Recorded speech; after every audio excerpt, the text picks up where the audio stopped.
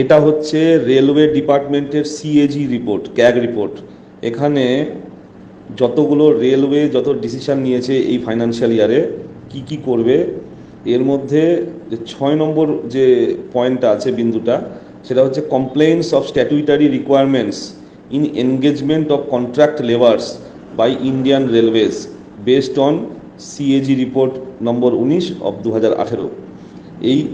এইটা হচ্ছে আমাদের সঙ্গে রিলেটেড। এছাড়া যতগুলো আর রেলওয়ে, যেমন ইন্ট্রোডাকশন টু বায়োটাইলেট প্যাসেঞ্জার কোচের জন্য করবে, কি কি নিয়মের উপর বেস করে কোন কোন ডিসিশন নেওয়া হয়েছে রেলওয়ে এই ফাইন্যান্সিয়াল ইয়ারে নিয়েছে। যেটা এতদিন আমরা বলতাম যে রেলওয়ের মাধ্যমে কন্ট্রাক্ট লেবার যারা আছে তাদের এনগেজমেন্ট করানো হবে, সেইটাই হচ্ছে সিএজি রিপোর্ট 19 নম্বর 19 2018। এই রিপোর্টটাতে নোটিফিকেশান চলে এসছে, ঠিক আছে। এবং লেবার কোড 100 দিনের মধ্যে লাগু হবে, সেটা ওয়েবসাইটেও চলে এসছে লেবার মিনিস্ট্রির।